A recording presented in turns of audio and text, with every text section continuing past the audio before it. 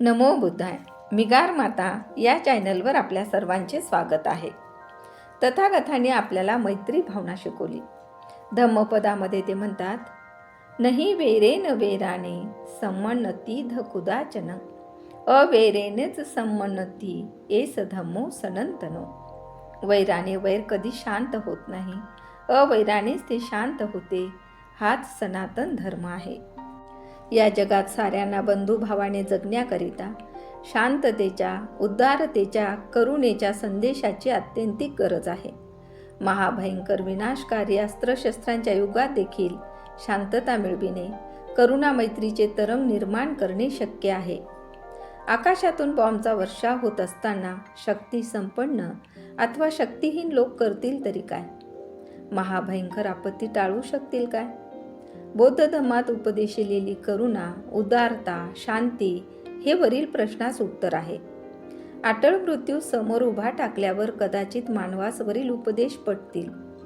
सुख चैनीच्या वस्तू व संहारक शस्त्रे निर्माण करणाऱ्या शक्तींनी निरकुश आणि पाशविक शासन त्यागून प्रेमाने, न्यायाने आणि बंधुतेचे शासन केले तरच जगात सुख, शांती, समाधान नांदू शकेल.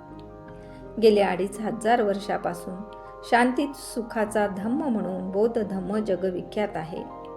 दुःखात होळपळणाऱ्या मानवतेला भगवान बुद्धाच्या अमर वाणीने दीपस्तंभाप्रमाणे चिरकाल मार्गदर्शन केले आहे.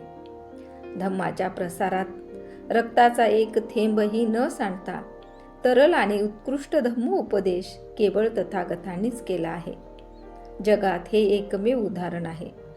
कोणत्याही बल्लाढ राजाने धम्म प्रसाराकरिता तलवारीच्या बळाचा वापर केला नाही. कोणाचेही धर्मांतर किंवा मत परिवर्तन सक्तीने किंवा अरुचिकर पद्धतीने केल्या गेले नाही.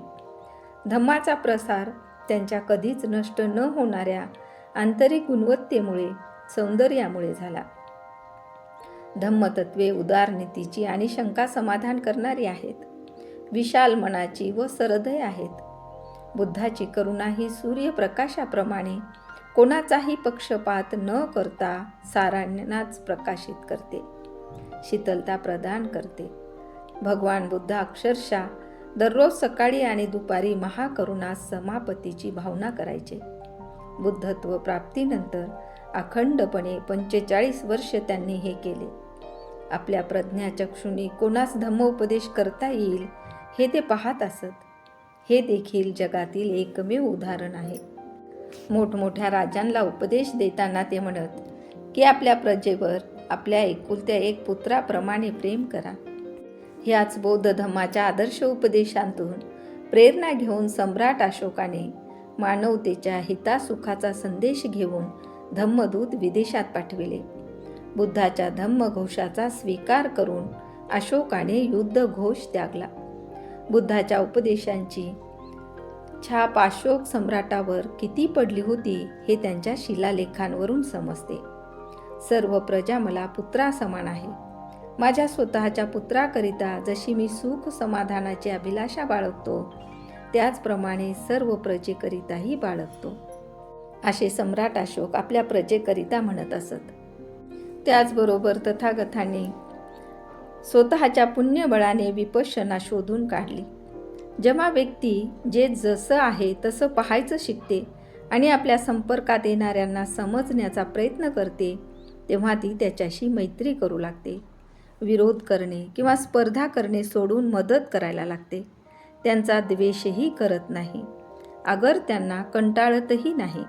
होईल तेवढी मदत करते, अन्यथा त्यांचे मंगल हो अशी सदिच्छा व्यक्त करते.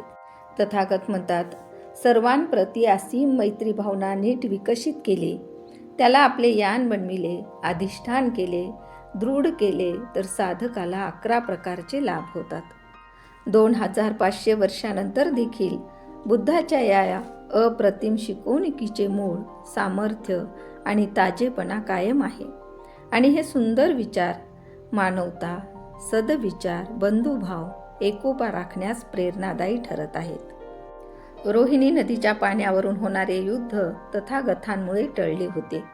मध्यस्थी करून युद्ध मिटविणे याचे मानवी इतिहासात नोंद असलेले भगवान बुद्ध हे प्रथम उदाहरण होत. खरोखरच भगवान बुद्ध शांती नायक आहेत. अशा ह्या शांती नायकाची आपण थोडक्यात माहिती बघितली. तर कशी वाटली ही माहिती?